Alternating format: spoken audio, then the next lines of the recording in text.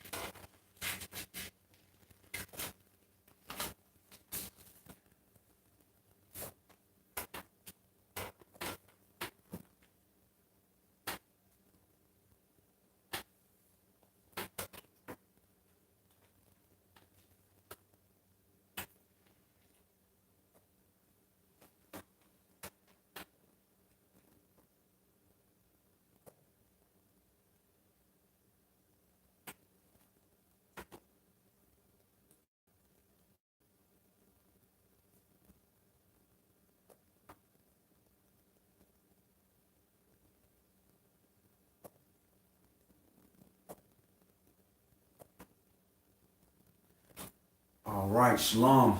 My name is YAH. My brother Wesley Yasharah. Shalom. And we are our Savior Word of Yah, and we are in our weekly Bible study. And the title of today's Bible study is Mother Earth, or Ama Adama, Mother Earth.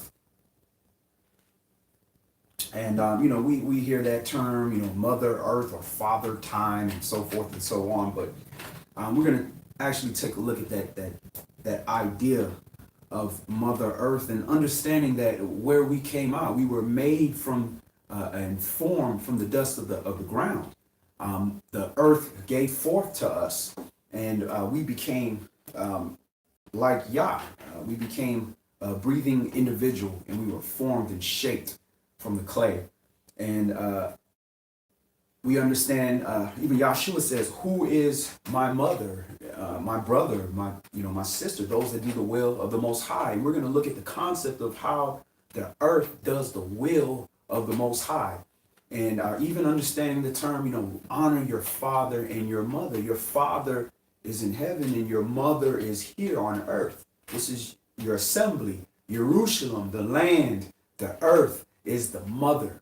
Jerusalem is the mother of us all. So we want to take a look at that concept, and we want to see how we treated the earth is how we are dealt with. Cursed is those that curse their mother or curse their father. So we heaped up a lot of curses on us. And, when we were in our father's house and we disrespected our mother or something of that nature, our father was not having it. He was not having that. He was very upset. And when we felt that we were too grown and too old and we were too big for our britches, to say, and we would kind of buck at our moms, we'd get kicked out. We'd have to leave. So this happened to us in our land. We disrespected our land. We disrespected our mother, and we were kicked out.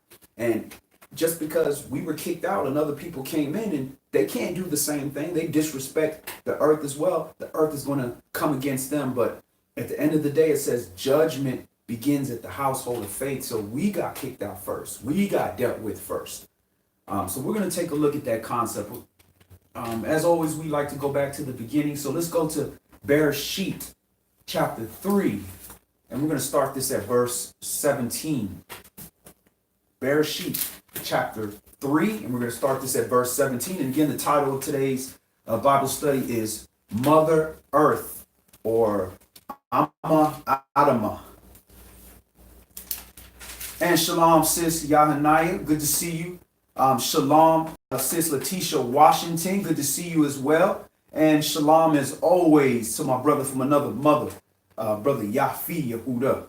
Shalom. Good to see y'all, family.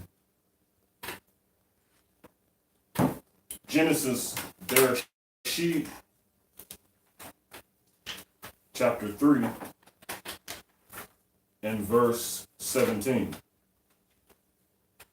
And unto Adam he said, because you have hearkened unto the voice of your wife, and have eaten of the tree of which I commanded you, saying, you shall not eat of it, cursed is the ground for your sake, in sorrow shall you eat of it all the days of your life. All right, so he's saying because you hearkened unto the voice of your wife. So does that mean that you can't listen to the voice of your wife? What's the problem here with him listening to the voice of his wife?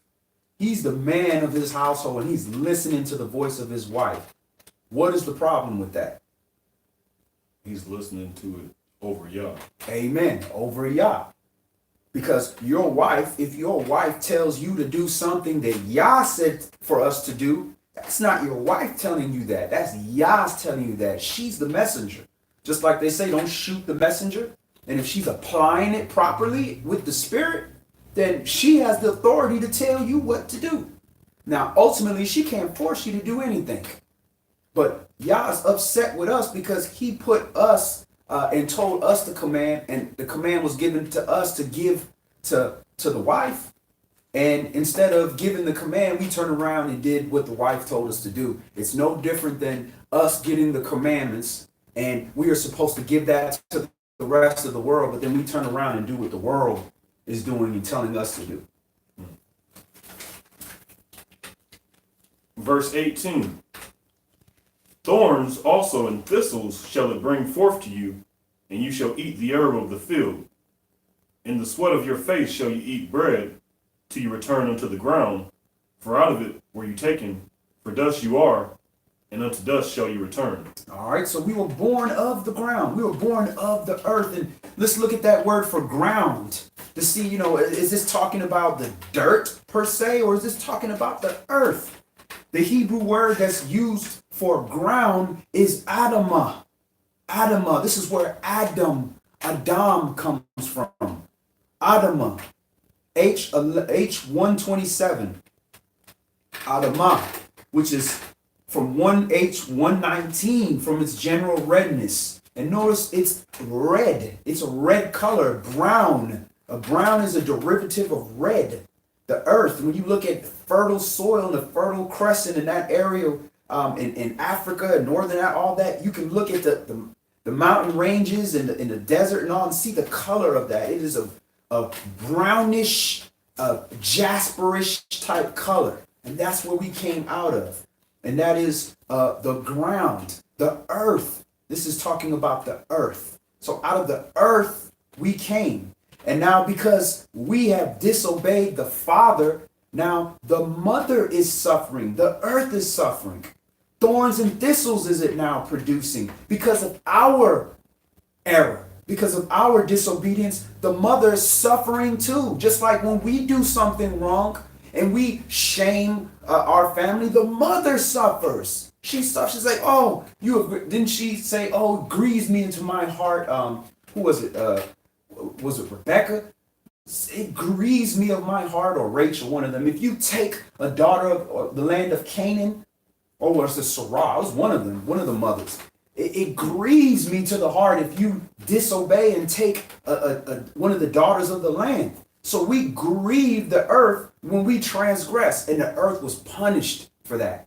Our mother, the earth, was punished. And now we got to fight with the earth to get what was supposed to be freely given, what our mother wanted to just freely give us. That was for us.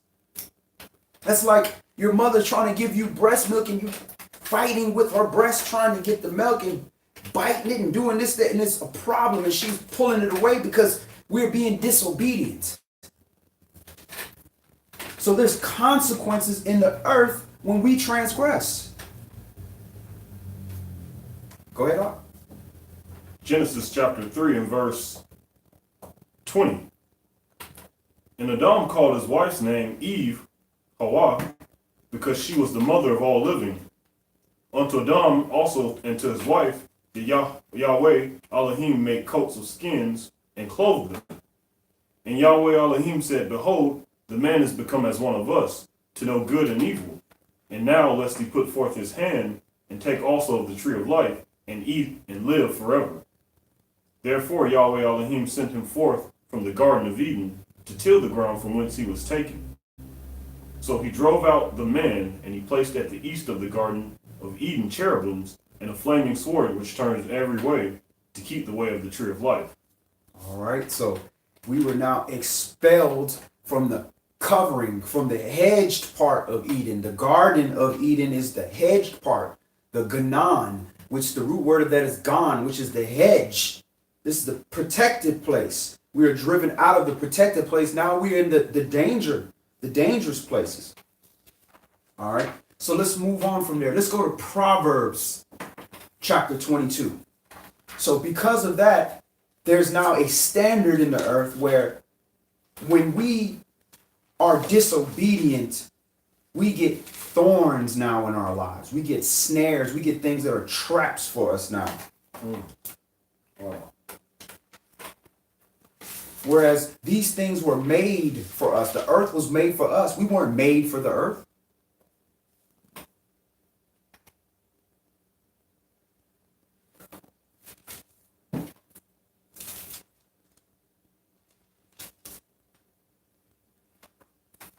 So we're at Mishlei, Proverbs chapter 22.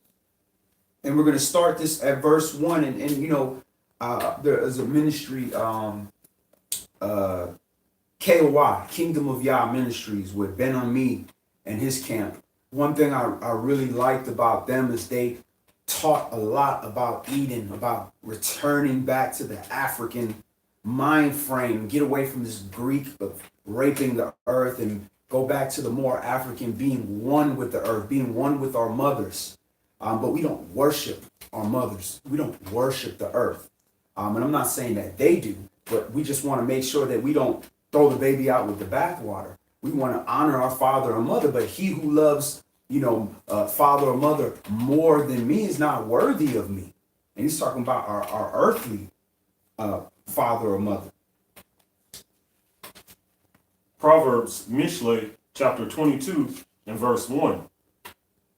A good name is rather to be chosen than great riches, and loving favor rather than silver and gold. The rich and poor meet together. Yahweh is the maker of them all. A prudent man foresees the evil and hides himself, but the simple pass on and are punished. By humility and the fear of Yahweh are riches and honor and life. All right, so if you have no humility and no fear of Yah, then you are poor, dishonorable, and dead. So I don't care how much money you have or how much fame you have or how much man gives honor. How can you give honor to one that man gives honor to and not give honor to the Son of the Most High, to the Word? So how can you respect that?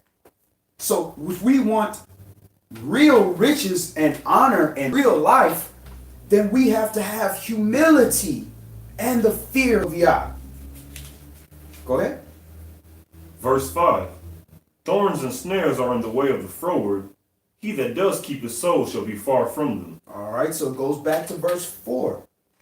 Humility.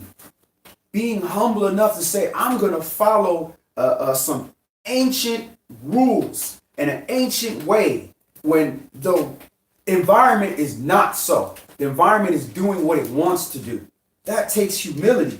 And that only happens by the fear of Yah, the respect, the reverence for the Most High, the understanding that he's untouchable, he's the greatest, he's omnipotent. He is all wise, all knowing, all seeing, the greatest. And by honoring him and fearing him and saying, I fear being out of his good grace. Because if I'm out of his good grace, I'm going to be out of good grace with my mother as well.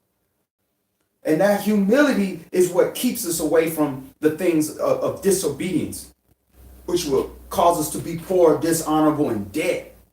Now, when we don't do that, thorns and snares, again, thorns and thistles shall the earth produce for you because we were disobedient. And that's what's ahead of us. So if something's ahead of you, doesn't mean you're standing on it right now. You might not have thorns and thistles. You might be living off your previous blessings or living off the grace that Yah gave you. But understand that right around the corner or ahead of you is going to be thorns, which are going to prick you and hurt you and make it uncomfortable and not be something you can eat and live off of. And snares, which are traps. And these traps are going to be set up for you specifically to cater to your situation. If you're prideful, there's going to be a prideful snare. If you're lustful, there's going to be a lustful snare. If you're greedy or if you're envious, whatever your case may be, impatient, wrathful, whatever, those type of snares are going to be over to overtake you. But he that does keep his soul, that wants to protect his life and the life of his family, is going to be far from frowardness and deal with Yah's righteousness.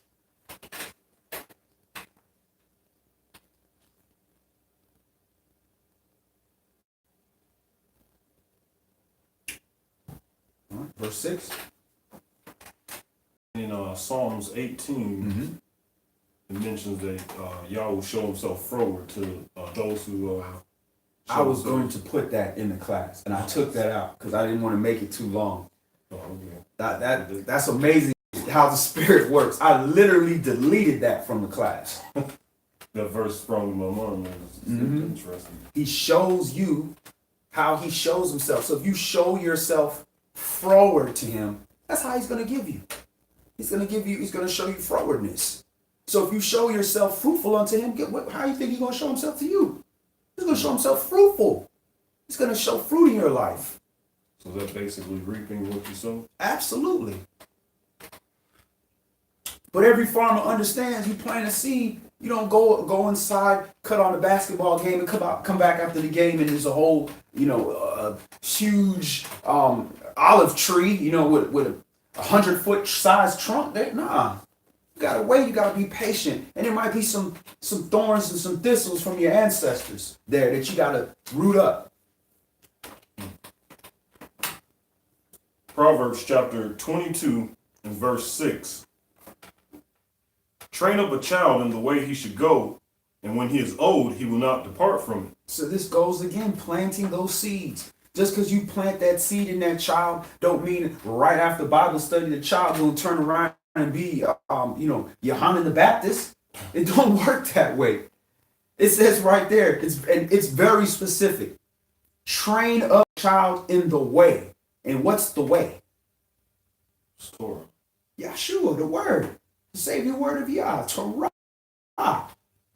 Trade him up in the way. And he should go. And when he's old, so it says old, it says letting you know not when he's 13, 15, no, when he's old. I'm still not old, so I'm still trying to get on the way. He will not depart from it. Why? Because he tries to be disobedient. He tries his way instead of the way.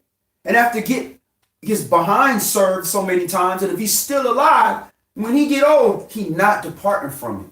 The problem is some people to a point where they can't endure. And this is why he says, endure unto the end. And this is what we have to do with our elders and our forefathers and people that are ahead of us. We have to help them endure.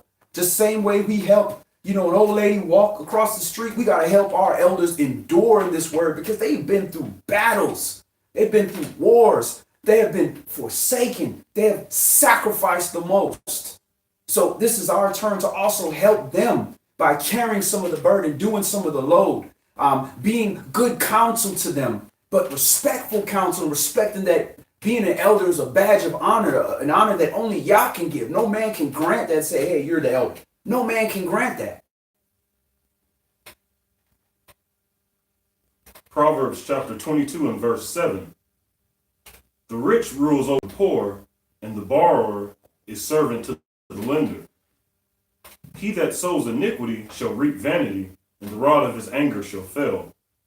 He that has a bountiful eye shall be blessed, for he gives of his bread to the poor. And this is another jewel here. We put money into our retirement, and we do this and we do that, thinking that this is going to be here for us in the future. I was talking to an elder this morning, and I was she was like, I feel sorry for y'all because I'm retired and I got my stuff, but I fear that there's not going to be anything left for you. And I said, look, sis, I ain't worried about that because my retirement is YAH. I'm putting my payment in. I'm storing up my treasures in heaven. When I get an opportunity to bless the poor or to bless the needy or bless my brother, whatever, I try to bless them, whether it's financial or spiritual or whatever the case, or even food, and that's going to guarantee my retirement fund. I'm not looking for this government or whatever, or my 401k and all that. Does that mean that if I'm in a certain situation, I won't invest in that? Absolutely not. If I'm in a situation where that's feasible for me, I'm going to invest because we need earthly money. But that's not what I'm depending on. I'm depending on YAH. So we have to understand that he says, again, this is the humility by trusting this word. That in all his days, Shlomo said he never seen the son of the righteous begging for bread. That's important to understand. So while you have it, give it. Help people. Help you. Don't feel like you're going to be taken advantage of. Help people because there's going to be a time you need help. And when that comes, that help is going to be there for you. Or if the help is not there for you, Yah going to help you. You ain't going to need it.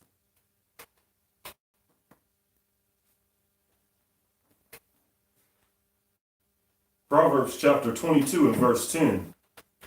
Cast out the scorner, and contention shall go out. Yea, strife and reproach shall cease. He that loves pureness of heart, for the grace of his lips, the king shall be his friend. What's that word for scorner? Let's take a look at that. Proverbs 22 and verse 10.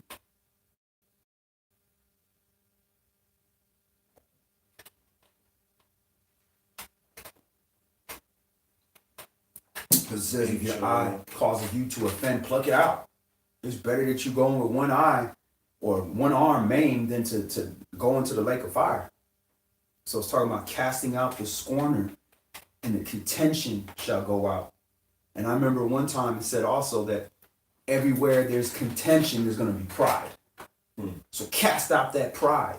You know, maybe you're the scorner. Cast out the pride and watch how that contention goes. What's the Strong's? H3887. And what is that? Loots. Loots. Transliteration Luts. Mm-hmm. And it's to properly to make malice, that is to scoff, hence from the effort to pronounce, to interpret or generally intercede, ambassador, have derision in, to make a mocker, scorn. All right, so people that want to mock this word, people that, you know, when you're trying to speak about righteousness, they trying to make a joke out of it. They trying to devalue, they trying to knock it down. They trying to, you know, take away the importance of it, turn it into vanity, turn it into something that is not worthwhile. Get rid of things like that. Get rid of people like that. And watch the contention go with it. Verse 11. He that loves pureness of heart, for the grace of his lips, the king shall be his friend.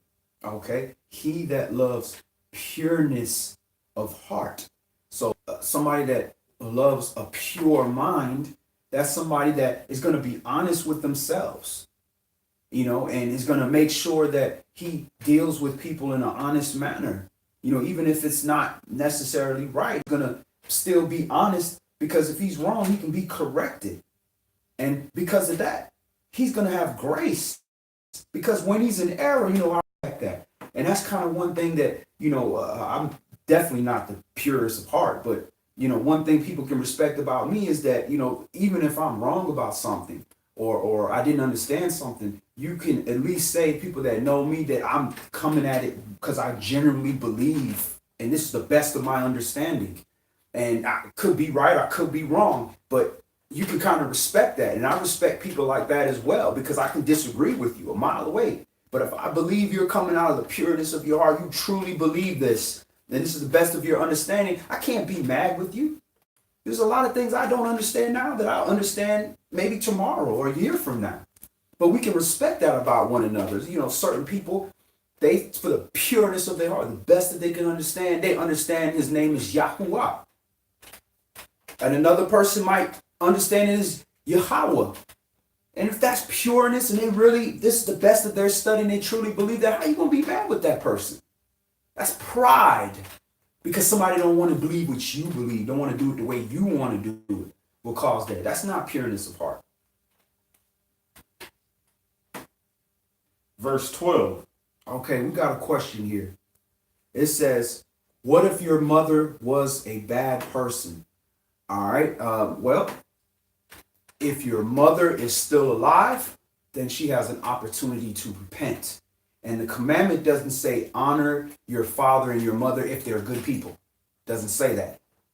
You don't justify wickedness. You don't honor the deeds of a mother and father that are wicked, but you honor your mother or your father. And there's no way around that. That's just the commandment.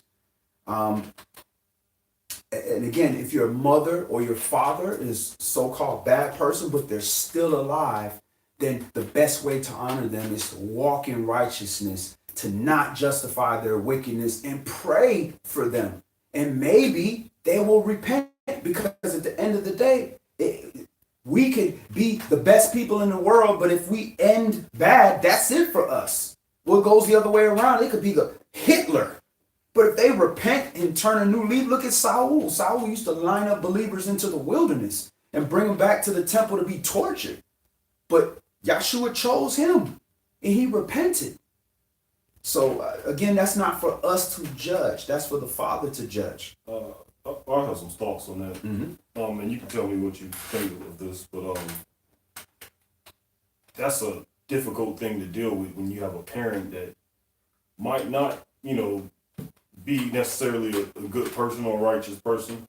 And so, I have sympathy for that. And I definitely have sympathy for that. But here's one way you could try to look at it is, well, in a sense, if Yah knew from your birth and before you were born, then he also knew your parents, And in a sense, you could even say, I wouldn't claim this to be factual, but you could say that in a sense that your parent was kind of ordained to give birth to you in a sense. You know what I'm saying? Right. And when you look at it from that perspective, you can also look at it how King David dealt with King Saul. Saul was anointed of Yah, and this man clearly had evil spirits on him. He was trying to kill David many times, but David still kept loyal. And he still honored Saul, even though Saul was clearly in his wickedness. And I believe David was that was counted towards righteousness on David's part. Absolutely. So I mean that's another. That's a very wise point, and he understood that. He was a lot. He dropped a whole lot there. He knew you from the womb. He used that soil to bring you forth, because the mother is a soil. So that's the soil that makes you. So Yah made you. He chose that. He handpicked that. So that is, when you say Yah's bad, Yah's wrong, Yah made a mistake. This is part of your certain soil may be very acidic and may not be conducive for growing certain type of plants. But if you grew there, that means you were meant to be there. And there's certain properties that you have. There might be a certain compassion that you have that others may not have. But you have that because of your arrangement. And then that's a perfect example with King David and Saul, even though, it's not his mother, but it's the same type of principle. And what did he do? He put his life at the hands of King David, of King Saul, and Yah removed that demon from Saul just like that, a snap of a finger. So Yah can remove that demon or them demons off of somebody whenever he feels like it. Maybe that was all in the way just to make David a more wiser king, a stronger king, to be a better example for the tribe of Yehuda. So that's some very good points. And another brother asked, is it wise to help some people? If you're helping them, some things are not helping people. It doesn't help a crack addict standing in front of a crack dealer saying, man, I'm short $2 to get this crack. Can you give me $2? No, that's not helping them. But if you look at somebody that's cracked out and you don't know what they're going to do it for, but listen, that's not for you to judge. You don't know what they're going to do. They could have spent all their money on crack and now they're starving. Well, guess what? That's not for you to make that determination. Tenth of your whatever you have of your increase belongs to Yah, period, regardless. So it doesn't matter. So when we give to just give. We giving that to Yah because that belongs to Yah. Yah don't need our money or our food. His people need it. So that's how we give to Yah. We don't take a $100 bill and burn it and say this is a burnt offering unto Yah. Nah. We give it to the people that need it. So be wise, but at the end of the day, don't be judgmental because you don't know, or even an alcoholic, man, people out here sleeping in 20-degree weather, man. You don't know how a nice stiff drink might help him make it through the night. But be wise, everything in context and judge the situation with wisdom. Proverbs 22 and verse 12. The eyes of Yahweh preserve knowledge, and he overthrows the words of the transgressor. The slothful man says, there is a lion without, I shall be slain in the streets. The mouth of a strange woman is a deep pit. He that is abhorred of Yahweh shall fall therein. Foolishness is bound in the heart of a child, but the rod of correction shall drive it far from him. The rod of correction. Whoop your children. The rod. Foolishness is bound in the heart of a child. He does not have discretion yet. Whoop your child. Does that mean with this staff beat the crap. No, don't abuse your child. But a little spanking is not going to kill him. I've yet to see a child die from a butt spanking wound. You know, their butt was hurt so bad that they, you know, oh, his butt was just inflamed. So, nah, it ain't going to kill him. But be wise. Deal with your sons and daughters a little different. Be wise. But at the same time, the rod of correction. That's what we received, and we are children of the Most High. We getting a rod of correction. So some kids, you beat the crap out of them and don't do nothing. But then you take away that cell phone, all of a sudden he's sweeping up the house. He's got, yes, mother, how can I help? How can I help die? You know, you be wise once again, but it's a rod of correction. It needs to be some kind of punishment. We only deal with consequences. You know, in the next chapter, literally says in Proverbs 23 and 13, right? It says, "Withhold not correction from the child, for if you beat him with the rod, he shall not die." He's not gonna die. Exactly. I don't know why that is comical to me. I just think of the phrase when someone said, "Did you die?" I know, right? I don't know. That kind of corrects me. So you know we wrote that because that's how we talk. But did you die though? You ain't died. What don't kill you make you stronger. It's silly. Proverbs chapter 22 and verse 16. He that oppresses the poor to increase his riches, and he that gives to the rich shall surely come to want. And you why would I give to the rich? That's what you ask yourself. Who does that? We? Because as soon as a rich person come around, we ready to give them money. You know, it should be the other way around. They should be giving us money. But we celebrities, we giving them free stuff. We doing everything. We just want to benefit some kind of way. We think we making some kind of investment because because these rich people around or these rich corporations. We giving them all our money like nothing because we're constantly giving away to the rich. But then when we see the poor on I-20 on the side of the highway, we all of a sudden we looking at the weather now. We got everything to look at. You know, so this is something that we do. Verse 22. Bow down your ear and hear the words of the wise, and apply your heart unto my knowledge. For it is a pleasant thing if you keep them within you. They shall withal be fitted in your lips. That your trust may be in Yahweh, I have made known to you this day, even to you. Have not I written to you excellent things in counsels and knowledge, that I may make you know the certainty of the words of truth, that you might answer the words of truth to them that send unto you? Rob not the poor, because he is poor, neither oppress the afflicted in the gate. For Yahweh will plead their cause, and spoil the soul of the spoiled, of those that spoil them. Make no friendship with an angry man, and with a furious man you shall not go, lest you learn his ways and get a snare to your soul. Be not ye one of them that strike hands, or of them that are sureties for debts. If you have nothing to pay, why should he take away your bid from under you? Remove not the ancient landmark which your fathers have set. All right, remove not the ancient landmark which your fathers have set. And this is what you see happening right now. You look at Africa, the continent of Africa, you see all these different countries there that our ancestors ain't make those landmarks. The Council of Berlin came and Europe divided it up like spoil, like, you know, robbers coming into a place and drawing line to say, well, you're going to control this and you're going to do this and the Dutch going to have this and the English this and Spain, this is you. Ancient landmarks. And the place they call Israel right now, that ain't Israel. That's just a piece of it.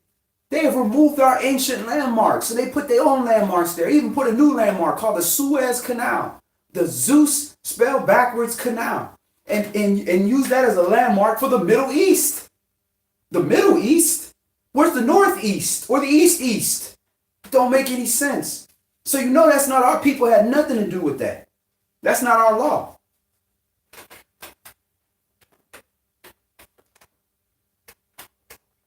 Proverbs chapter 22 and verse 29.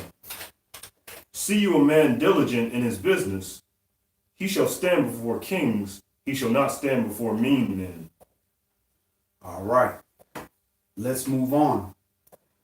Let's go to 2 Kings chapter 17. So we're looking at this whole concept of the earth being our mother, and how your mother, when you are being disrespectful in her house, in your father's house, you will have to go. You will be kicked out. Your mama gonna cry. She gonna do whatever, but you gonna go. So we're gonna see how the land spewed us out, and how the land, the same rule go for the heathen. The heathen came through there trying to do what they want to do, and the land dealt with they behind. So Debri Melachim, 2 Kings chapter 17. And we're going to start that at verse 1. In the 12th year of Ahaz, the king of Yehuda, began Hoshea, the son of Elah, to reign in Samaria over Yasharal 9 years. And he did that which was evil in the sight of Yahweh, but not as the kings of Yasharal that were before him. Against him came up Shalmaneser, king of Assyria, and Hoshea became his servant and gave him presents. And the king of Assyria found conspiracy in Hoshea, for he had sent messengers so king of Mizraim, and brought no present to the king of Assyria, as he had done year by year. Therefore the king of Assyria shut him up and bound him in prison. All right, so he was getting extorted. And basically, when he decided, I'm good, he went to jail. And you can actually look at ancient carvings of King Hoshea, and you'll see what he looked like. You can clearly see this is a brother, and he got locks, maybe a little bit shorter than yours in his hair. And you can see what they look like, what our people look like. We still have ancient artifacts that show what the Hebrews look like. Verse 5. Then the king of Assyria came up throughout all the land, and went up to Samaria and besieged it 3 years.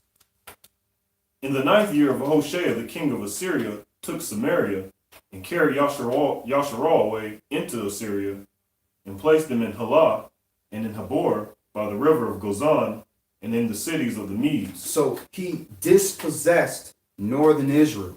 So this is talking about the northern tribes were dispossessed and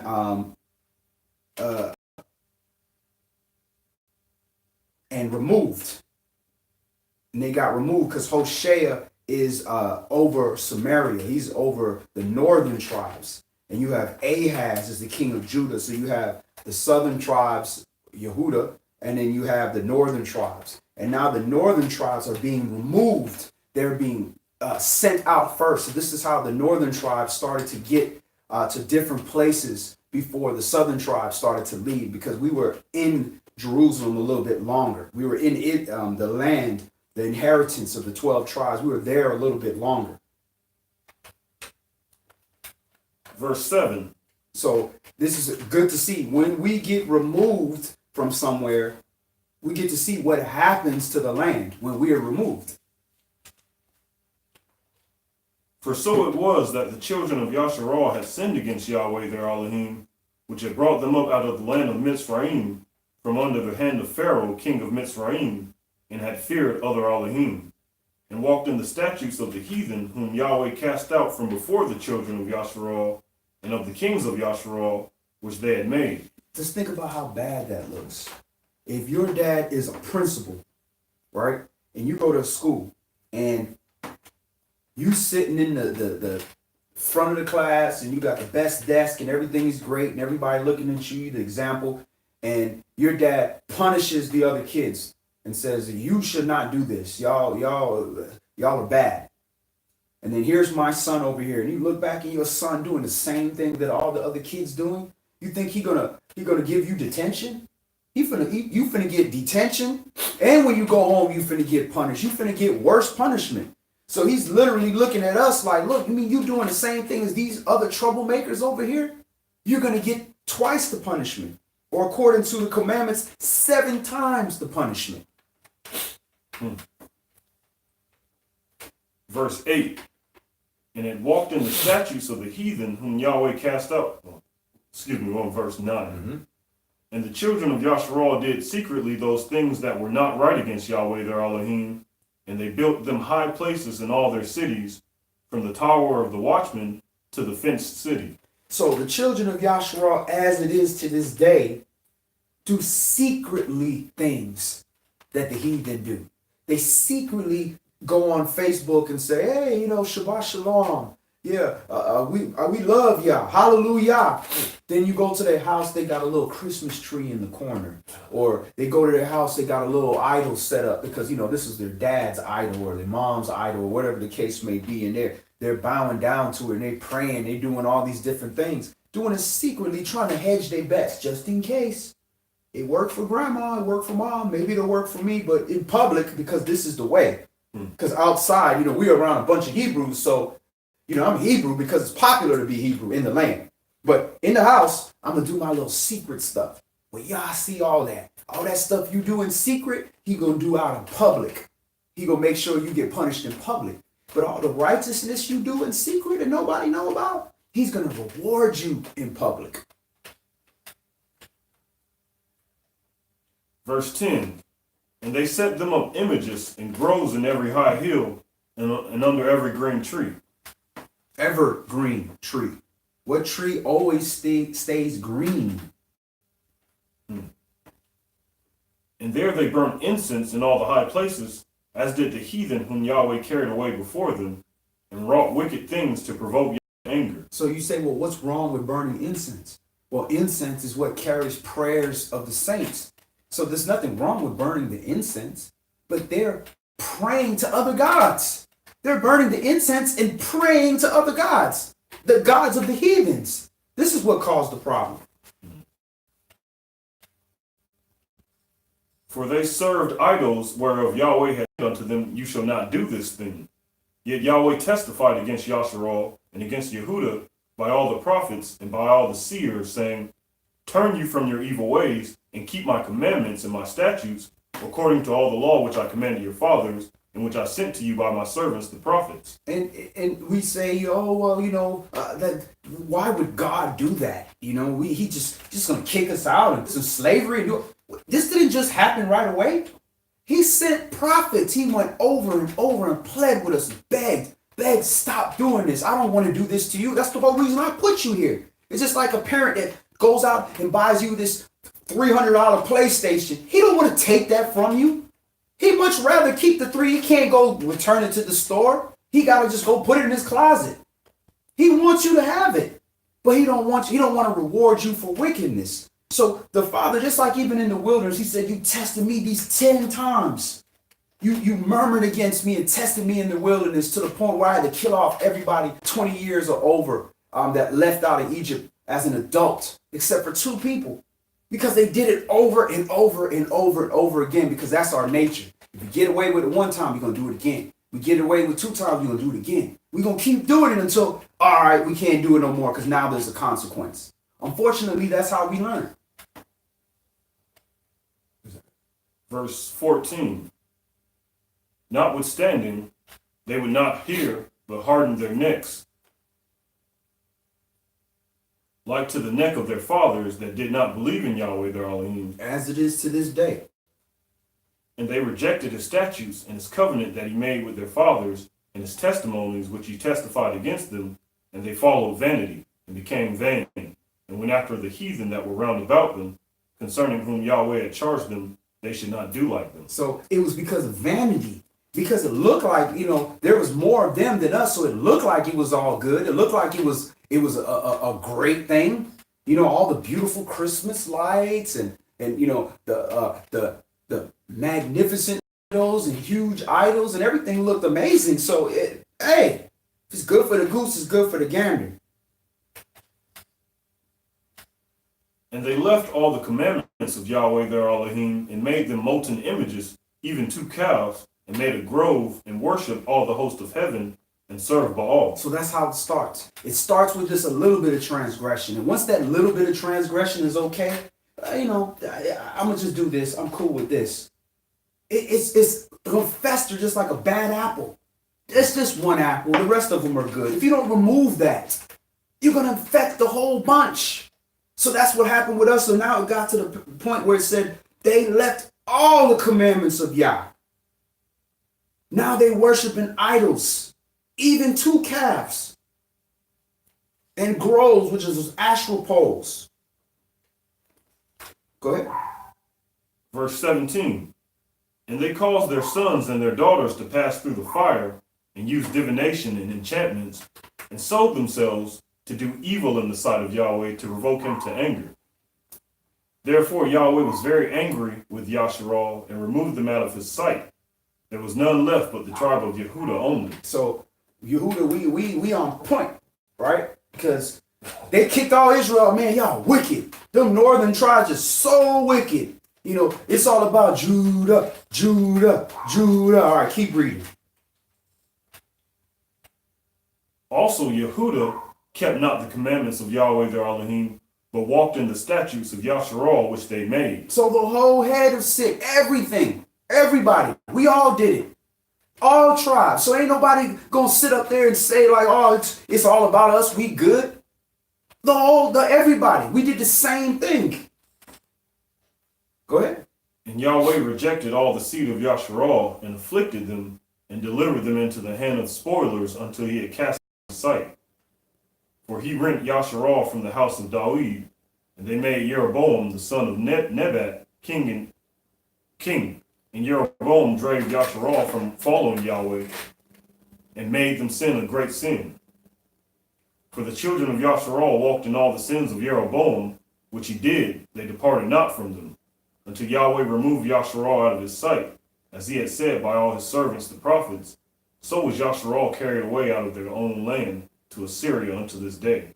So was Yasharal carried away out of their own land to Assyria unto this day. So this is showing you where the northern tribes went. They went into the land of Assyria. They went over the Jordan River and went further into Babylon. This is how you have black people all in that area. India and Iran, Iraq, so-called Arab, because now they're in these lands mixing with the other people of the land. That's how you get Arab, which means to mix. It mixed multitude. So again, this is what the heathen do once they remove us from the land. They don't just leave it and be like, that's Yasharal's land. We're just going to leave it there. Nah.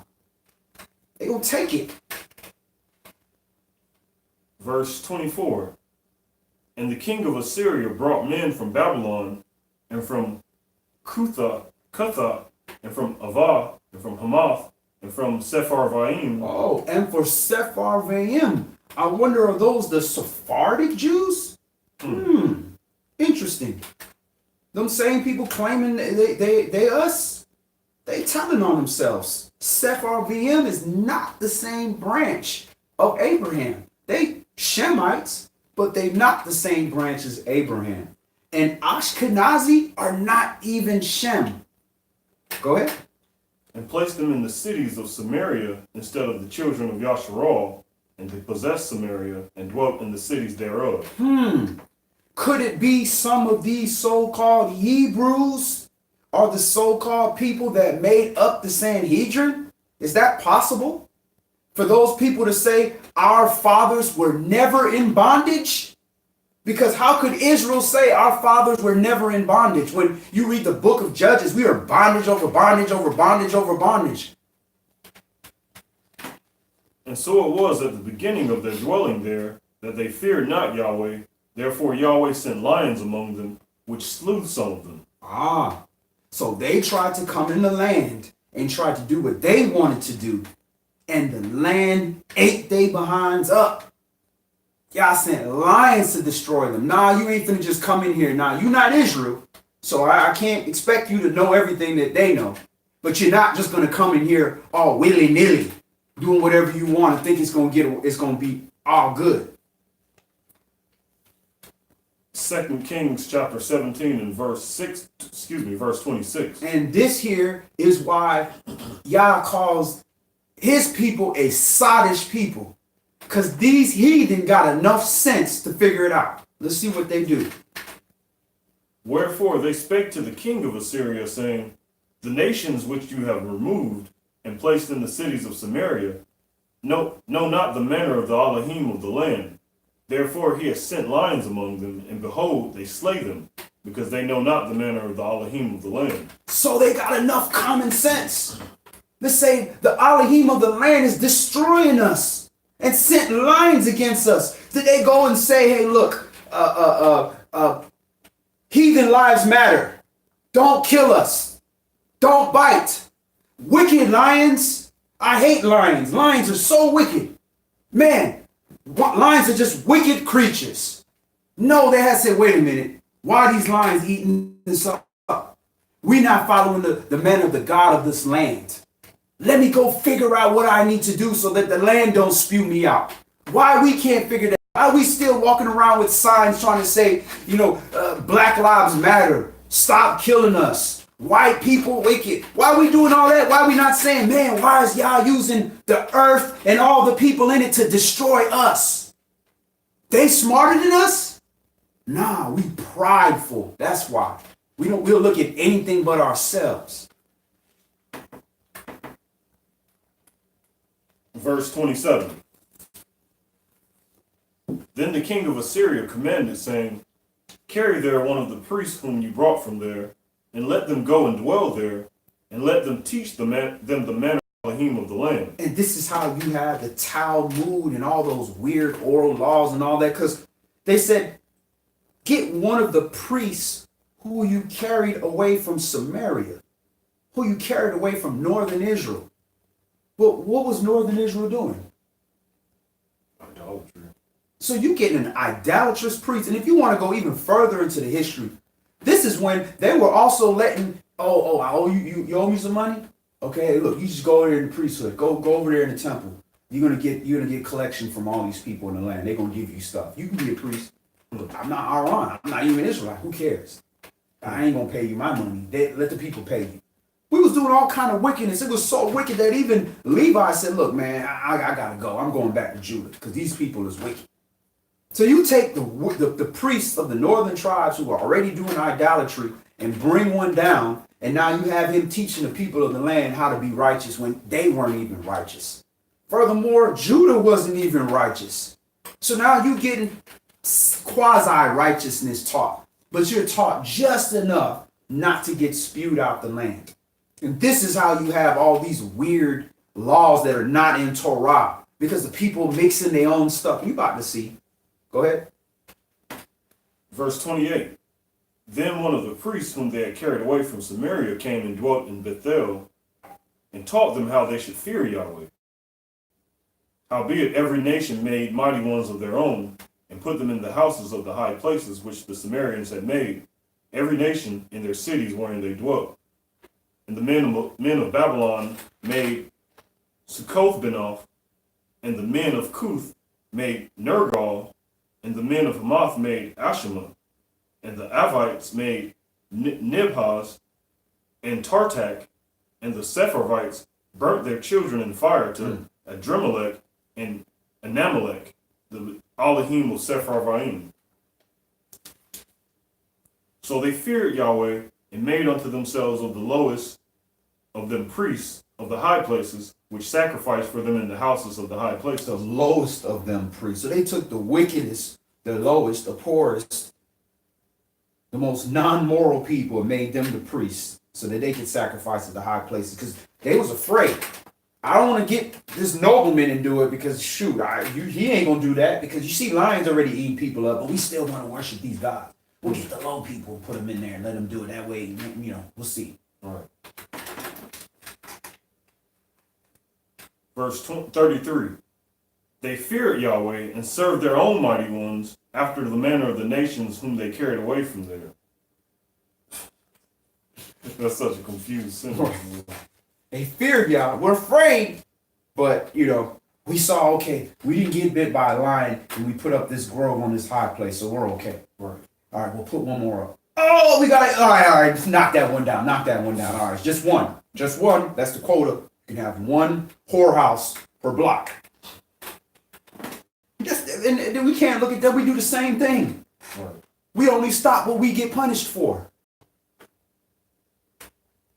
Unto this day they do after the former manners. They fear not Yahweh, neither do they after their statutes, or after their ordinances, or after the law and commandment which Yahweh commanded the children of Jacob, whom he named Yasharal. As unto this day, what are they doing in northern Israel? The same part that they like to call Jerusalem, which is not Jerusalem, by the way. As it is to this day, they do not after the statutes or after the ordinances, after the law and commandment which Yah commanded. They don't do that. That's why the place looked like a desert. And they got to salinize the water and steal all the Jordan River water and do all that type of stuff because the land is barren.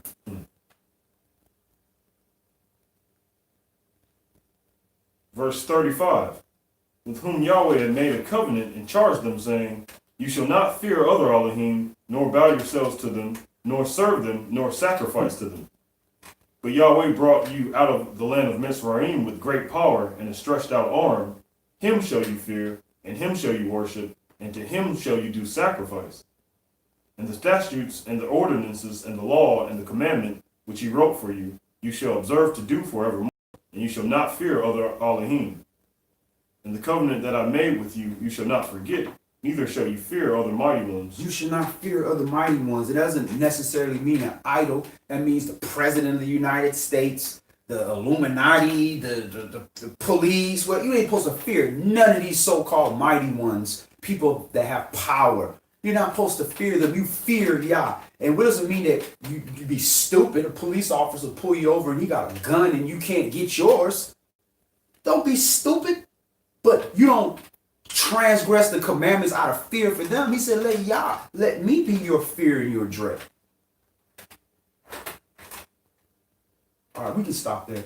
Let's move on. Let's look at the word for land so you can see the difference between earth and land. The word for land here, when it said the people of the land, is Arats or Eretz, which is H776.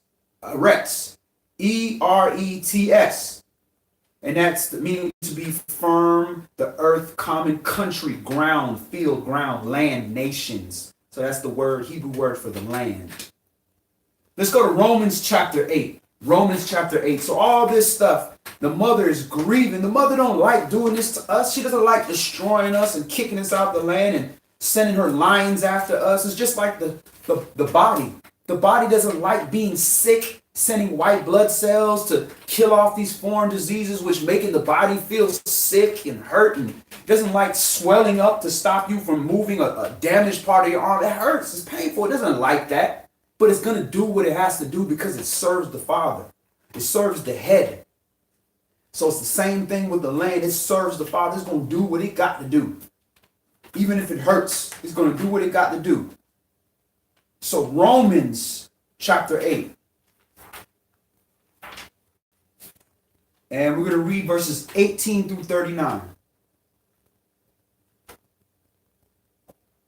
For I reckon that the sufferings of this present time are not worthy to be compared with the glory which shall be revealed in us. For the earnest expectation of the creature waits for the manifestation of the sons of Elohim. All right. So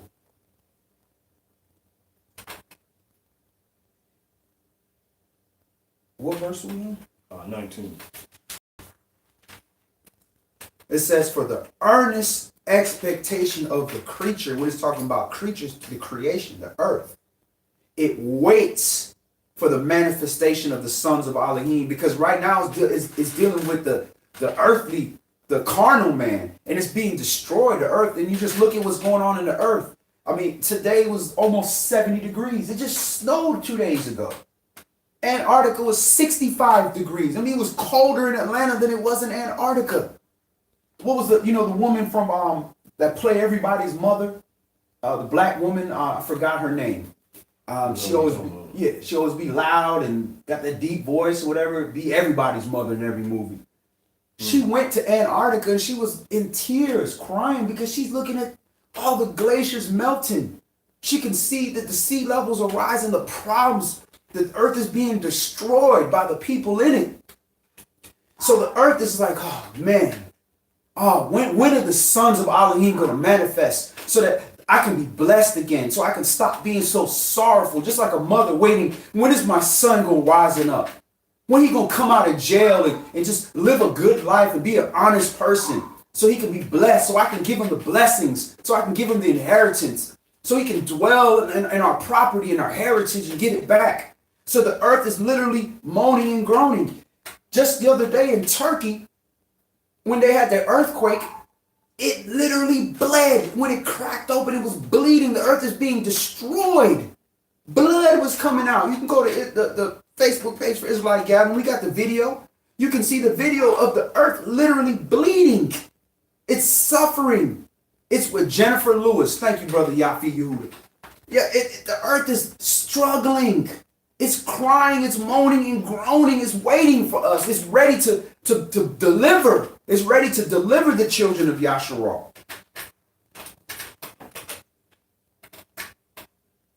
Verse 20. For the creature was made subject to vanity, not willingly, but by reason of him who has subjected the same in hope. Because the creature itself also shall be delivered from the bondage of corruption into the glorious liberty of the children of Elohim. For we know that the whole creation groans and travails in pain together unto now. And not only they, but ourselves also, which have the first fruits of the Spirit, even we ourselves groan within ourselves, waiting for the adoption to wit, the redemption of our body. So the whole system, everything that serves the Most High, just waiting, man.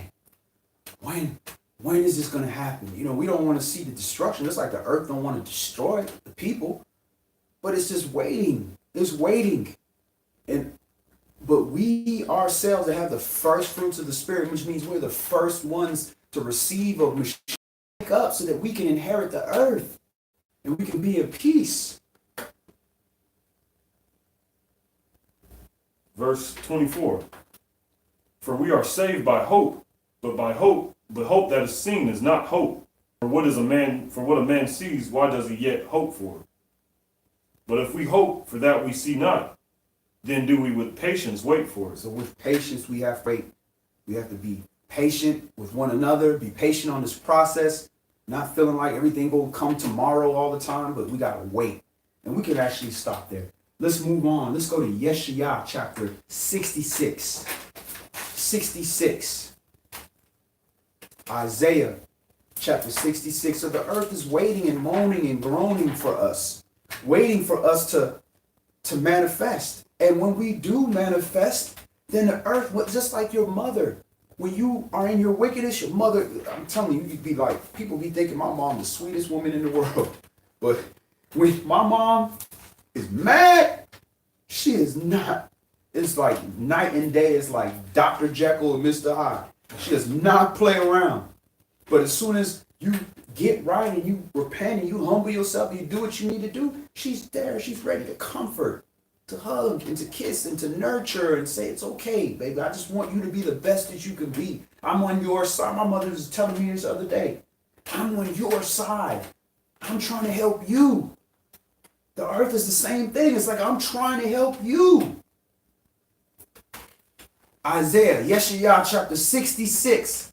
And we're going to read verses 7 through 24. Before she travailed, she brought forth. Before her pain came, she was delivered of a man-child. Who has heard such a thing? Who has seen such things? Shall the earth be made to bring forth in one day? Or shall a nation be born at once? For as soon as Zion travailed, she brought forth her children. All right, so it's using that same analogy of a new nation being born, and it's being born of the earth. So that's what you're seeing happening in the earth right now. The earth is ready to born a new nation, the new Jerusalem, the new way, the new age. All this is going on right now. And before you have a baby, it's a painful process for anybody that's seen childbirth. You have all those birth pains. You have then the water breaks, and then the contractions, and you timing how far they're apart. It's a painful process. So the earth is going through a painful process, and now the water has broke. And that's what that looked like. When that earth cracked open from that earthquake and that blood was coming out like that, it's like the water breaking. You're seeing these floods, you're seeing all these tsunamis and earthquakes. This is like the water breaking. We're right at the door of this new age. Everything is coming about. It's coming. The problem is we don't have, just like when a baby's being born, they're like, yeah, the baby's going to be born in 15 minutes. So nah, that's artificial. They got to do a C-section for that. Nah, it's going to come when it's going to come, but you can see all the signs of things coming. Verse 9. Shall I bring to the birth and not cause to bring forth, says Yahweh? Shall I cause to bring forth and shut the womb, says your Elohim? Once it starts, it's coming. Once that baby start coming, you ain't going to stop. You ain't going to stop it. It's coming. Rejoice you with Jerusalem, and be glad with her, all you that love her. Rejoice for joy with her, all you that mourn for her. Rejoice with the mother. Jerusalem is the mother of us all. Rejoice with the earth. All you that love her, that mourn for the problems she's going through, because she's going through all this problems and all this trouble, just like us as a nation, going through all these things, but we know it's necessary. There's a method to the madness, because at the end of that, a beautiful life is going to come forth. An eternal life.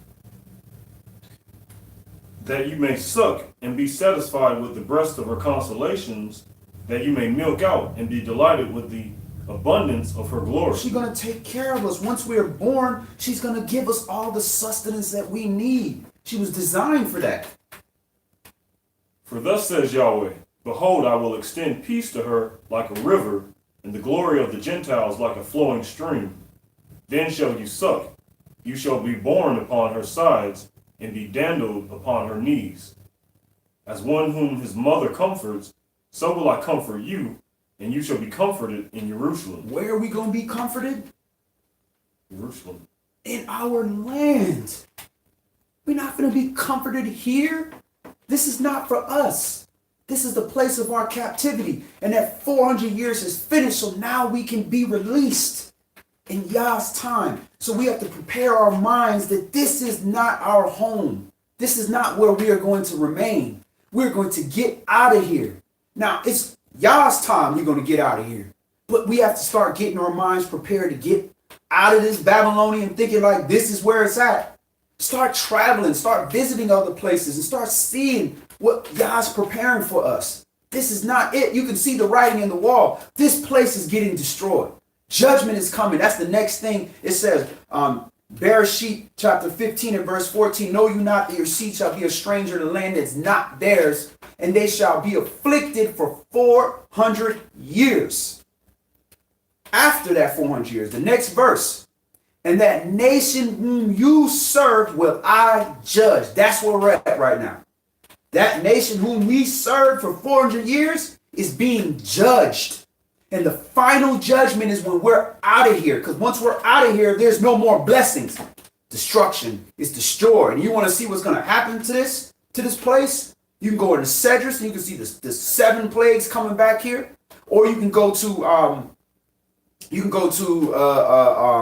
Jeremiah 50 and 51, and you can see what the prescription is for judgment to this place. It's going to be utterly destroyed.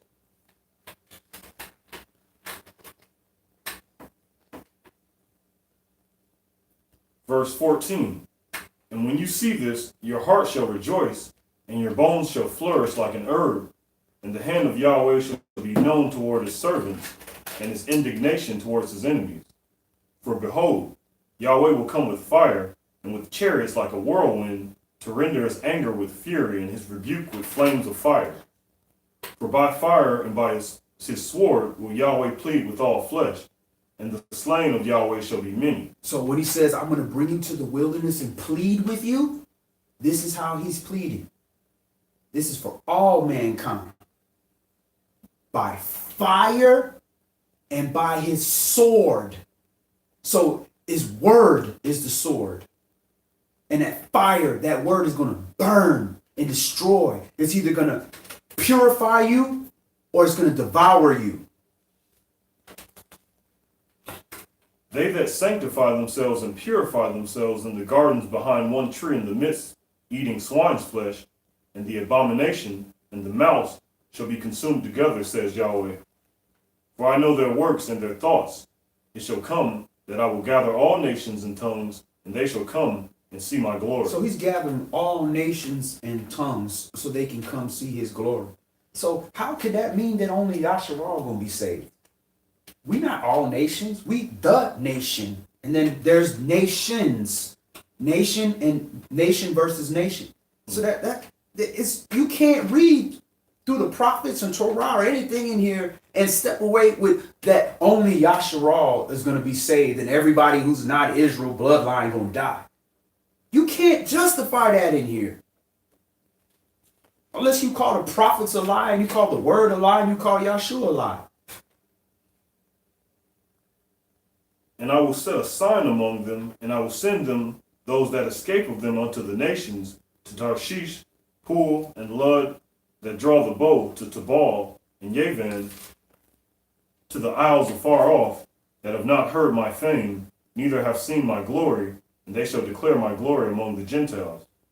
And they shall bring all your brethren for an offering unto Yahweh out of all nations upon horses, and in chariots, and in litters, and upon mules, and upon swift beasts, to my holy mountain, Jerusalem, says Yahweh, as the children of Yasharal bring an offering in a clean vessel into the house of Yahweh. All right, so this clearly shows that we're not all of us going to come out at the same time. There's going to be different waves. Some people are going to flee Babylon before it's destroyed. Other people are going to be in other places that are going to be literally carried. Like, look, hey, we got your people. Hey, look, y'all. Remember me? I got your boy right here. Look, I got him on my shoulders. I got him on. Look, I'm walking. I got him on a mule. We got him here. Take care. Don't kill me. I see what you're doing. We worship you. We know our fathers inherited lots, and they're gonna be happy and proud to. Verse 21. And I will also take to them of them for priests and for Levites, says Yahweh. Priests and for Levites. You got Levitical priests, and then you have other priests. So that's how we're a kingdom of priests. Go ahead. For as the new heavens and the new earth, which I will make, shall remain before me, says Yahweh, so shall your seed and your name remain. All right, so you have the new heavens. So you have a new firmament over you, a new space, and a new place that Yah dwells. It's all new. Different. Now, we don't know exactly what that's going to look like, but it's going to be different. And you have a new earth.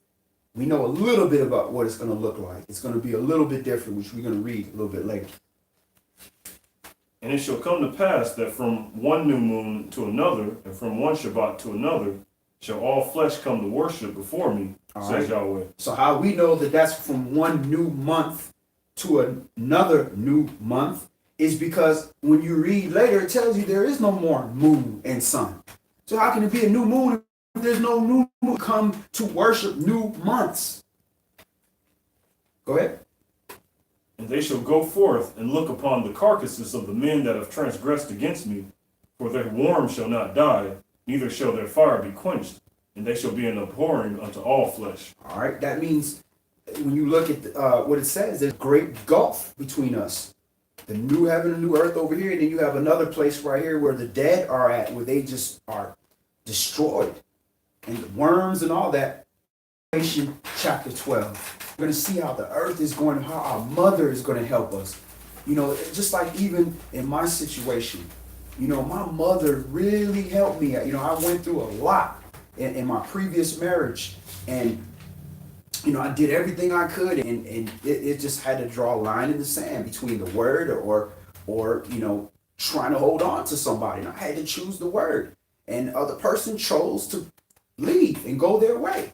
And my mother, it wasn't for my mother. I left the house at 17, but my mother, you know, praise y'all, happened to come up here and be up here, and she was there to console me, and I cried at my mother, and she held me, and she she even financially, she helped me, and I even had to stay with my mom. A lot of different things, which is very, very humbling. But at the end of the day, your mama gonna have your back. My father passed away, but my mother was there. So this is what we're seeing here. The earth, our mother, doing the same thing, is going to console us and help us while the devil is trying to kill us. Our mothers and the mother earth is going to help us. But she's not going to help us in our wickedness. If I was out there living a wicked lifestyle and doing all kind of wicked stuff, my mom wasn't going to come in and say, hey, yeah, son, come stay with me and do your wickedness. She wasn't going to support that. Just like the earth is not going to support that. Revelation chapter 12. And there appeared a great wonder in heaven, a woman clothed with the sun, and the moon under her feet, and upon her head a crown of 12 stars. And she, being with child, cried, travailing in birth, and pain to be delivered. And there appeared another wonder in heaven, and behold, a great red dragon, having 7 heads and 10 horns, and 7 crowns upon his heads. And his tail drew the third part of the stars of heaven, and did cast them to the earth. And the dragon stood before the woman which was ready to be delivered, for to devour her child as soon as it was born. And she brought forth a man-child, who was to rule all nations with a rod of iron, and her child was called up unto Elohim and to his throne. And the woman fled into the wilderness, where she has a place prepared of Elohim, that they should feed her there 1,260 days. All right, so the woman fled into the wilderness. So if we are fleeing into the wilderness, that means we running from something. That don't mean we just like, hey, we're just gonna go move over there and hang out. That means something happened and we fleeing. We running and we hiding because something is going on in the earth. And when we went there, the earth prepared a place for us. We're being fed real food. We're being re-nourished. That means we went through something very terrible. And for 3.5 years, we're being nurtured. Verse 7. And there was a war in heaven. Michael and his angels fought against the dragon, and the dragon fought and his angels, and prevailed not, neither was their place found any more in heaven. And the great dragon was cast out, that old serpent called the devil and Satan, which deceived the whole world. He was cast out into the earth, and his angels were cast out with him. All right, so the adversary, the devil, is casted out, and the third of the angels that left their former state are casted out with them. And when a spirit is kicked out, it goes, Yahshua gave us the parable, it goes amongst dry places and it's looking for somewhere to dwell. So these angels, which are messengers and spirits, once they're kicked out, they're looking for vessels, hosts. And that's when you're going to see the mega wickedness on the earth, because now those evil angels, same thing how you said the sons of YAH looked at the daughters of men and saw that they're fair and came into them and they made mighty the earth. Well, that's what you're about to see again. These evil angels are about to kick out, and you're going to see wickedness on a whole nother level.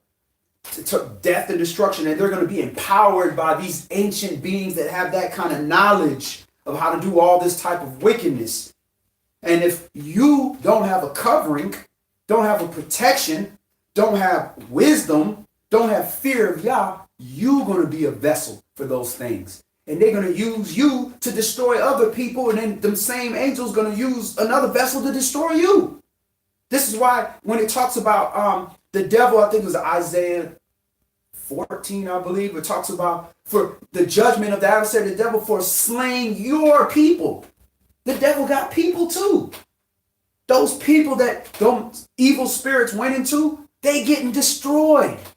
And the devil is going to pay for that. Adversary, the devil is going to be charged for doing that to those people as well. Just because Yah will use a vessel to do punishment on something, don't mean that just like that, like the Gentiles. He used the Gentiles to punish us. But he's not going to say, okay, well, that's all. It's not your fault. I just used you to punish them. No, they're going to get punished for being used. Just like did not the serpent get punished? That's why the serpent got a slither. He ain't got legs no more. Because it allowed its vessel to be used by the adversary, the devil.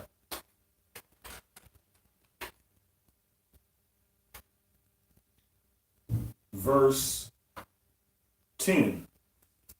And I heard a loud voice saying in heaven, now is come salvation and strength in the kingdom of our Elohim, and the power of his Mashiach, and for the accuser of our brethren is cast down, which accused them before our Elohim day and night. All right, so you got an order here. If somebody comes and says, I am the Mashiach, they're lying to you. Because if you're the Mashiach, where's the adversary, the devil, and the third of his angels? Because they have to come first. They have to come down to the earth. They have to be casted out. And then it says, now is come Yeshua, salvation and strength, and the kingdom of our Elohim, and the power of Mashiach. Now comes, because then after comes the Mashiach. Go ahead. Verse 11. And they overcame him by the blood of the Lamb and by the word of their testimony, and they loved not their lives unto death. Therefore rejoice, you heavens, and you that dwell in them. Woe to the inhabitants of the earth and of the sea, for the devil is come down unto you, having great wrath, because he knows that he is but a short time. He knows he has a short time. He knows he has a little bit of time to do destruction, because we're going into a new age. We're getting ready to go into the seventh day. So he only has so much time to do what he needs to do. And he knows his stuff is sealed already. Ain't no repent, ain't nothing for him. He's gonna do his job, death and destruction, and then he going to the lake of fire.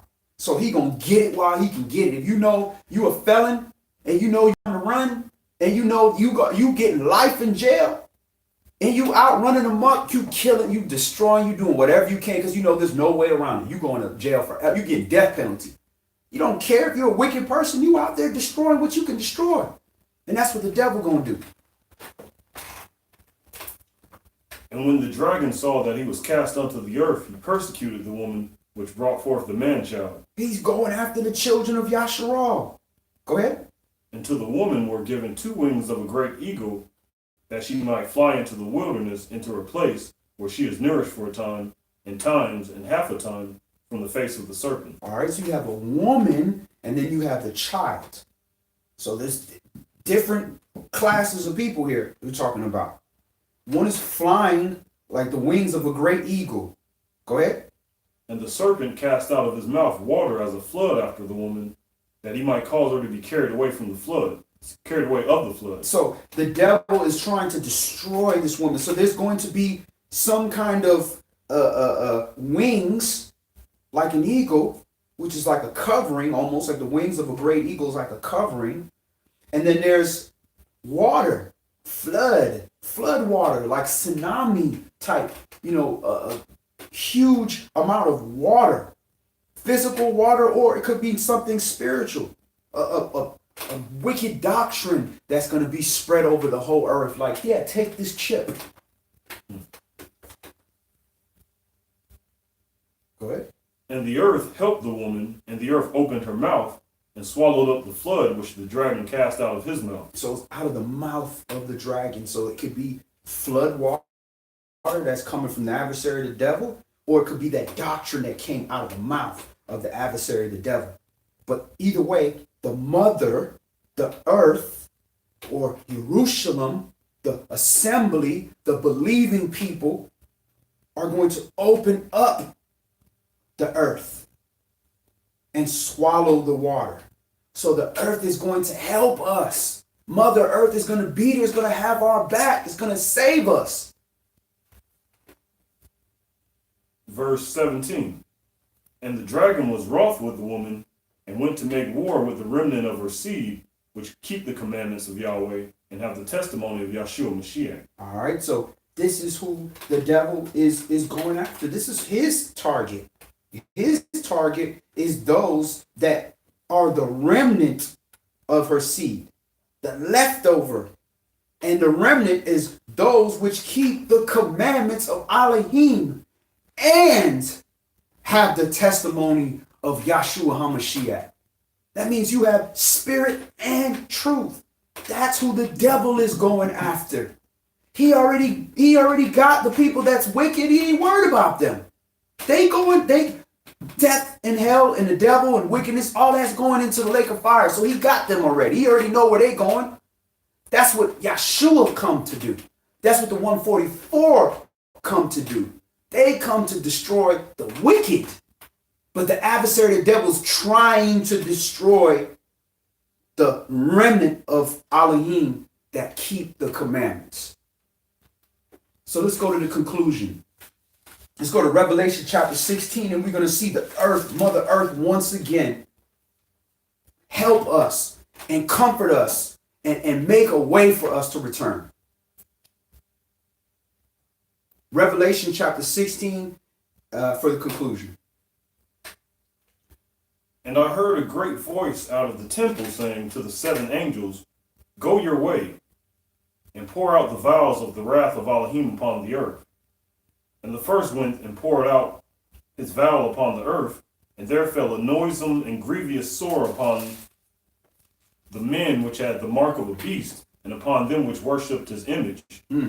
So a sore, some kind of sore, grievous sore, it's going to be painful, is going to be on those that have the mark of the beast and those that worship the image of the beast. Go ahead. And the second angel poured out his vial upon the sea, and it became as blood of a dead man, and every living soul died in the sea. Now, you can think about when that earthquake happened in Turkey, and you saw the video, right? And you saw the blood coming out and pouring all the way down the street. Well, that's just an earth. Imagine if that happened underwater. That same type of stuff is now going. Now, you can, I don't know what that is, but I'm pretty sure if you drink that, it ain't going to be good for you. You're going to probably die. So you've seen red tide, you've seen the blood red rivers and stuff like that. You can't drink that. Go ahead. And the third angel poured out his vial upon the rivers and the fountains of waters, and they became blood. And I heard the angel of the waters say, You are righteous, O Yahweh, which are and was and shall be, because you have judged thus. For they have shed the blood of the saints and prophets, and you have given them blood to drink, for they are worthy. All right, so who shed the blood of the saints and the prophets? Or who's one of the primary culprits for that? Right, but who on the earth? The saints and the prophets. Say Yahshua? Yahshua. You have slain the saints and the prophets. You killed them. So he said, I'll send my son. Surely they're going to reverence them. Nah. They killed him too. Verse 7. And I heard another one out of the altar say, Even so, O Yahweh El Shaddai, true and righteous are your judgments. And the fourth angel poured out his vial upon the sun, and the power was given unto him to scorch men with fire. And men were scorched with great heat, and blasphemed the name of Yahweh, which has power over these plagues, and they repented not to give him glory. And this is the pride and arrogancy of man, where he can scorch you with all this heat, and instead of saying, y'all got the power to fix this, we cursing Elohim. And the fifth angel poured out his vial upon the sea of the beast, and his kingdom was full of darkness, and they gnawed their tongues for pain. And blasphemed the Elohim of heaven because of their pains and their sores, and repented not of their deeds. And the sixth angel poured out his vial upon the great river Euphrates, and the water thereof was dried up, that the way of the kings of the east be prepared. Now look at the Euphrates now. It's almost dried all the way up. We seeing prophecy come into effect. And now you see this coronavirus thing, which, it's, I don't know how to read that. It looks like propaganda, but at the same time, now it's here in Atlanta too. It's going everywhere. What was the SARS was the big, it already far out past that. So, I never really was one to be worried about all those fear tactic things and everything, because we got melanin, so we pretty much straight. But at the end of the day, we see the 400 years is up, and we see the judgment is coming. And it says, I'm going to send the plagues of Egypt again. So we don't know which one is going to be which, but it don't look good. Go ahead. And I saw unclean spirits like frogs come out of the mouth of the dragon, and out of the mouth of the beast, and out of the mouth of the false prophet. For they are the spirits of devils working miracles, which go forth unto the kings of the earth and of the whole world, to gather them to the battle of the great day of Yahweh Almighty. So this is how he gathers the people up. He does miracles by the spirits of these devils, but these adversarial spirits that allow them to work miracles. Because remember, it's a miracle to us. Like at one time, if you had a magnet and you move something with a magnet, it's like, oh, it's a miracle. It's magic. So imagine the kind of ancient knowledge that we lost that they gave to the original man in the first place, that they used to do all these so-called miracles. And we see, oh, he must be right because he did a miracle. He did this great thing. Because we don't read. We don't know what's going to happen. So majority of people are going to go with their eyes and they're going to be fooled. That's why I say if it were possible, they would fool the very elect. That's how good the miracles would be. If it were possible. But the very elect know the scripts and say, nah, you the adversary of the devil, G. Because the devil, where the devil at? Why you ain't fighting the devil? How you just here all good? You been beat the devil? We ain't know about it? Do all of this wickedness in the earth is if you here.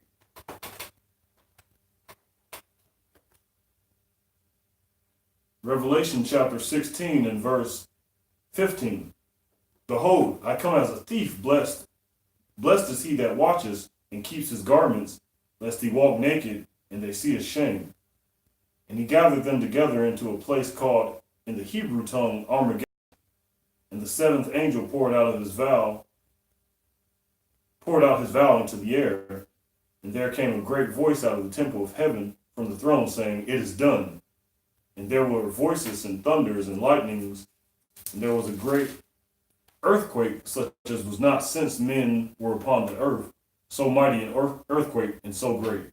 And the word for earthquake was Peleg, or whatever, which we read on Shabbat in Genesis chapter 10. And he said that was the time where you had the separating of the earth. So now you have another earthquake like that. And it's already separated like that. If it was enough to separate the earth, imagine with the earth already being separated.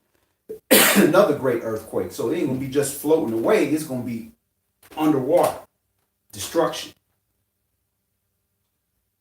And the great city was divided into three parts, and the cities of the nations fell, and great Babylon came in remembrance before Elohim, to give unto her the cup of the wine of the fierceness of her wrath, of his wrath. And every island fled away, and the mountains were not found. And I love Jamaica. That's where I was born. But I'm not going back to stay there because I know prophecy. It said every island fled away and the mountains were not found. That means it's flooded. It's gone. Ain't no more. The highest point is going to be Jerusalem. Everything else is going to be level. Jerusalem is going to be lifted up. The islands going to be gone. Underwater. You see it's already happening. You look at Puerto Rico. Puerto Rico is already starting to go underwater. Miami's going underwater. You see these earthquakes happening just right outside of Jamaica, between Jamaica and Cuba. That was just 7. That's like a warning. We got to leave these places, man. Verse 21. And there fell upon men a great hail out of heaven, every star the weight of a talent, and men blasphemed Yahweh because of the plague of the hail, for the plague thereof was exceeding great. And this is what man does. When man loses something, man doesn't consider this is happening because of me, because of my actions. No, it rains on the just and the unjust. That's what we want to think. Oh, Job, my Job moment. But They turn around and they blaspheme Yah. They get upset with Yah for letting us say, why are you not allowing us to do our wickedness? But see, the earth is going to turn against the wicked, but it's going to comfort the righteous and those that wait on Yah and put their faith in Yah and are not loving their lives unto death. So that's all we're going to do today. Any last questions or comments before we close out in prayer?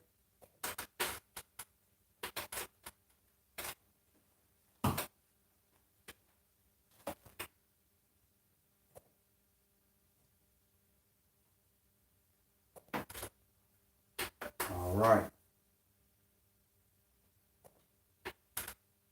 Absolutely right, Brother Darrell. Every nation has had us in bondage. So every nation is going to taste of the fierce wrath of Yah. All right, let's go ahead and close out in prayer.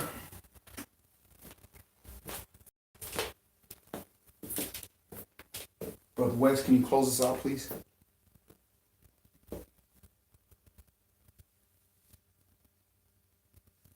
Abba Father, Yah, Elohim of Abraham, Yeshua, Yaakov. We come before you, Father, Yah, as children seeking the guidance of their Father. And we ask you humbly, Father, Yah, to please guide us and teach us and to show us your ways, Father, Yah, and to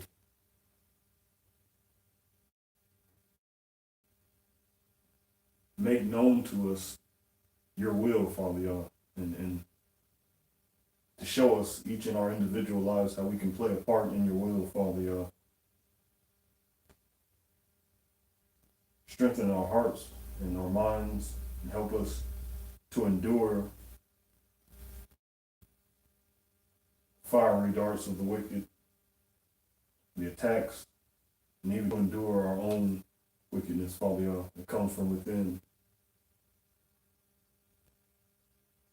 That you cleanse our hearts and cleanse our spirits, Father, Yah, and help us see the areas of ourselves where we might be resisting you, Father, Yah, and help us see the areas in our heart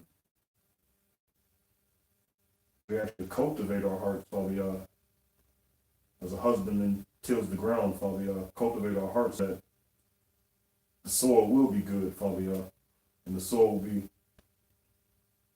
just right for your seed to take root and to take deep root, Father, Yah, so that we can grow in your word and grow in your paths, Father, Yah, and bear fruit, but not for ourselves, but to bear fruit for you, to glorify you in your name, Father, Yah.